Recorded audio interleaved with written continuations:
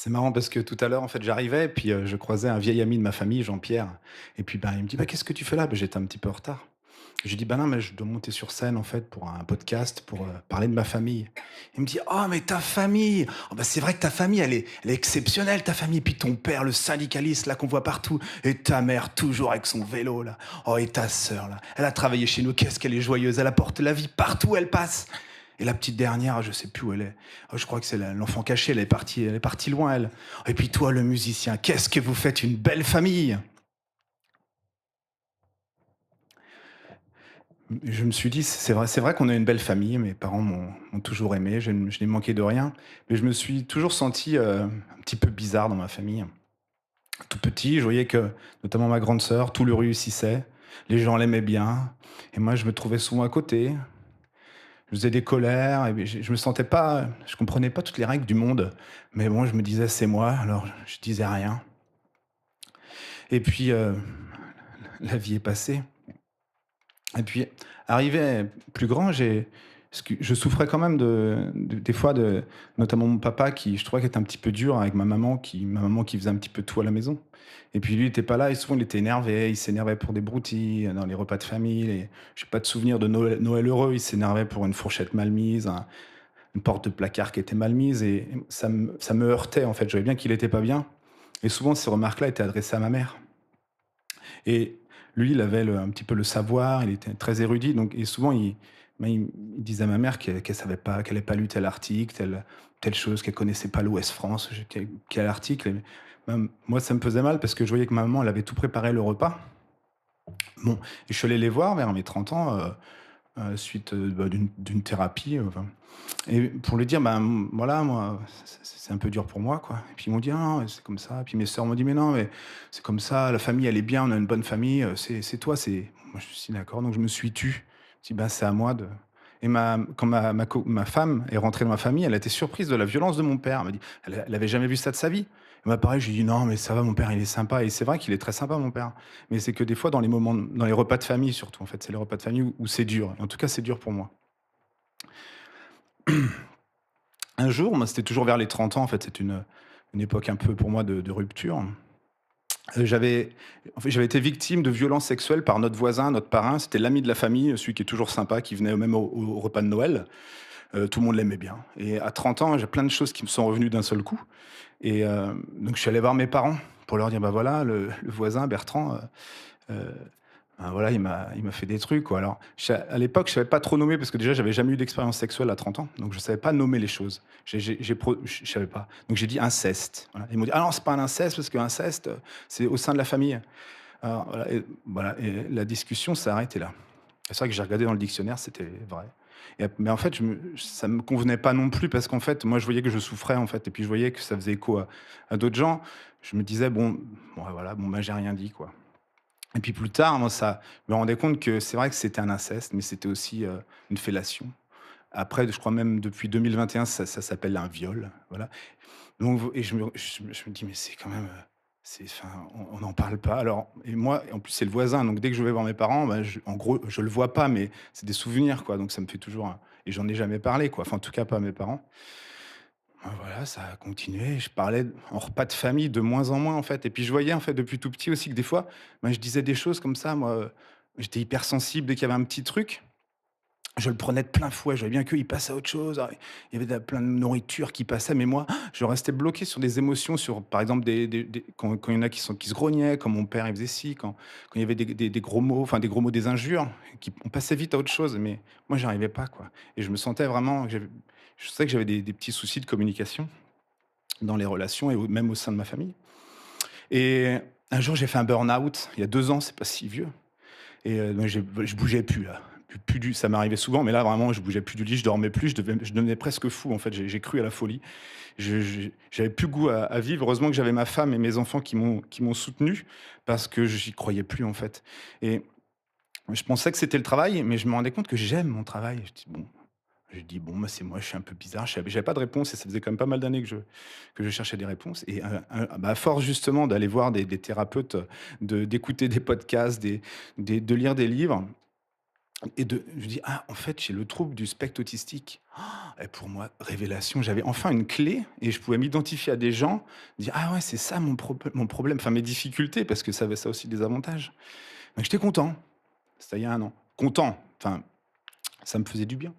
Donc évidemment, ah bah, j'étais fier d'annoncer ça à ma famille et j'ai bien vu que, ça fait un peu un flop et voilà, et je voyais bien qu'ils étaient pas for alors je l'ai pas forcément dit dans les meilleurs, j'étais tellement en plein d'émotions que je et j'ai l'impression que bon, on en a jamais reparlé depuis et je me dis: «Ah bon?» Je pensais qu'on allait en parler, on allait se dire surtout que l'autisme pour, au moins 80 c'est génétique, donc et puis en plus pour moi ça expliquait beaucoup de choses, ben des comportements dans notre famille où je vois bien les émotions et tout ce qui est les relations sont compliquées.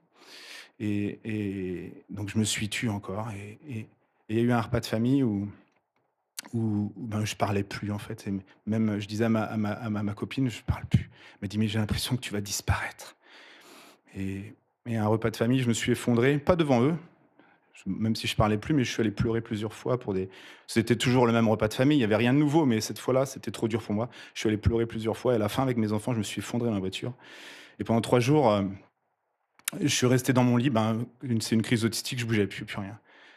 Et là, je me suis dit: «Ben, il faut que je vais faire quelque chose, en fait». Je me suis dit: déjà, je me suis dit: «Les repas de famille, je vais arrêter là parce que c'est trop dur, vraiment trop dur pour moi». Même si enfin, j'avais rien à reprocher, j'ai pas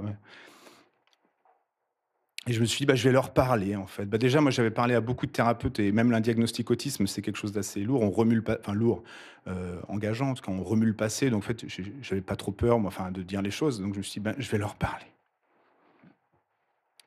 Alors j'ai ouais, je vais voir mes parents, je lui dis: «Papa, bah, voilà, je vois que tu souffres», parce que je vois bien que mon père, il souffre. «Papa, je vois que tu souffres depuis toutes ces années. Je sais que tu as pas eu de père, tu as eu une enfance difficile. Tu t'es tu toute ta vie, tu as essayé de te battre, tu t'es battu pour des valeurs. Je vois bien, tu es quelqu'un de très honorable, mais ton comportement à la maison, depuis toutes ces années, ça me fait très mal et j'aimerais bien qu'on en parle». Je dis à ma maman: «Ben, maman, tu es une très bonne mère, hein, tu as soutenu ta famille, tu as soutenu ton mari, tu t'es jamais opposée à lui et c'est très, très bien. Tu as cette possibilité, cette capacité même à passer d'une émotion à l'autre, c'est-à-dire qu'il peut y avoir des choses dures. Toi, tu passes, tu vis, tu es vraiment dans l'instant présent, comme on peut dire et c'est une force que tu as. Mais moi, je peux pas, j'ai besoin de discuter, maman, du passé» et j'ai essayé plusieurs fois de t'en parler et je vois que tu veux pas, mais moi, j'ai vraiment besoin, donc j'ai besoin qu'on parle. Je suis allé voir ma grande sœur aussi, c'est ma sœur avec laquelle on a été très, très, très fusionnels et vers les 30 ans, on avait eu un projet, on faisait de la musique ensemble, on se racontait beaucoup de choses et donc on se confiait beaucoup de choses et donc c'était il y a à peu près 17 ans où elle avait vécu des choses, assez dures dans son couple, donc elle s'était beaucoup confiée à moi et moi, ça m'avait complètement submergé, en fait, des fois de ce qu'elle pouvait me dire, de sa souffrance, ça m'avait submergé, mais j'y repense presque encore en cauchemar, ça m'avait envahi alors qu'elle, elle est passée, elle est toujours avec son amoureux que j'aime profondément aussi, hein, mais c'est juste que moi, je suis resté sur cette souffrance-là parce qu'elle était dure et parce qu'on ne l'a jamais nommée. J'ai jamais pu en parler avec elle, hein, parce elle est un peu comme ma maman, mais les choses durent, hop, et puis elle continue, puis on avance, et moi, je suis resté bloqué là, donc c'était dur, quoi. Et ma petite sœur, aussi, ou elle, ma petite sœur, ben, je pense qu'elle a eu des difficultés aussi dans la famille, elle s'est souvent sentie à part, parce que j'étais très fusionnel avec mon autre sœur. Et elle a décidé de c'était trop dur pour elle, elle est partie en fait. Physiquement, elle est partie, pendant des années à l'étranger, mais c'est parce qu'il y avait trop de souffrance, elle ne pouvait pas être dans notre famille et pareil, on n'en a jamais parlé et puis, à un moment donné, je crois que c'était mon père qui avait dit: «Ben, c'est à elle de s'adapter, puis on continue, quoi» et moi, j'ai eu ce comportement-là aussi, je me disais: «Bah oui, tu et on disait: «Elle est chiante», en fait et même on la définissait comme ça: «Elle est chiante» et elle-même encore, elle se définit: «Elle était chiante», quoi. Alors je pense pas qu'elle était chiante, elle est comme nous, elle est comme chacun, elle a juste des elle était différente, mais comme moi, je me sens différent et je m'excuse un petit peu auprès d'elle, hein et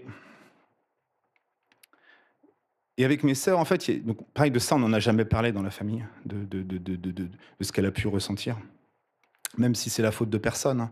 Et avec mes sœurs, toujours, en fait, il y a ces choses qui sont pas dites et ou moi qui me pèsent, en fait, qui me pèsent et je sens qu'elles ont aussi une colère contre moi parce que des fois, moi, j'ai pu avoir des fois, je dis les choses un petit peu cash, je dis ce que je ressens et puis je les embête sur des choses qui sont passées et des fois, je vois bien, moi aussi, que mon comportement les gêne et ben, des fois, elles sont bah, je trouve, en tout cas pour moi, et ben, elle me dit les choses durement et moi, j'ai du mal, en fait. J'ai besoin qu'on me parle juste bah, gentiment et puis qu'on m'explique parce que je peux entendre, mais quand on me grogne dessus ou des choses comme ça me fait un mal terrible, en fait. Après, pendant des nuits et des nuits, je dors pas. Donc, j'ai effectivement coupé les. Enfin, en tout cas, j'ai dit à mes parents que je ne souhaitais plus venir au repas de famille. Donc, ça, évidemment, ça a créé de la discussion. Mais malgré ça, j'aurais quand même proposé qu'on fasse une thérapie. Et ben déjà, moi, j'avais fait quand même pas mal de thérapies différentes. Donc, ben, moi, c'était un lieu sécurisant parce que je savais que c'était un endroit où je pouvais parler. Et ils ont accepté. Donc, je suis vraiment, vraiment content parce que tous m'avaient dit qu'ils voulaient pas aller voir de psy, qu'ils voulaient pas remuer le passé, qu'ils voulaient voir personne. Ce que j'entendais, je pouvais pas les obliger, mais en tout cas, la thérapie, ils ont accepté. Donc, on est là-dedans, en fait. Donc, bah, pour moi, c'est un soulagement parce qu'on parle déjà, on parle, chacun son tour parle. Donc, moi aussi, j'ai ma place, en fait. J'ai retrouvé ma place, en fait. Je me sens revivre. Parce que je peux dire aussi, on a tous le droit de parler. Alors on est au début, hein, mais je sens que ça permet de libérer les choses. Je ne sais pas où ça va nous mener, mais en tout cas, bah, déjà moi ça m'apaise parce que je vois que dans tous les conflits, au fil, je pense que la plus importante des choses, c'est déjà de s'apaiser moi-même, de s'apaiser soi-même, pardon.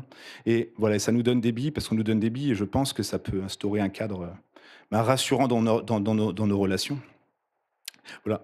En tout cas, donc si je suis là ce soir, hein, c'est parce que ben, c'est aussi parce que la parole, moi, c'est grâce à la parole, c'est grâce à des podcasts, c'est parce que j'ai entendu des gens différents qui m'ont raconté, auxquels je me suis identifié, que je me suis dit, bah tiens, je vais venir aussi raconter mon histoire, parce que je pense que c'est bien de parler, en fait, que c'est bien de raconter, c'est bien de dire, c'est bien d'entendre.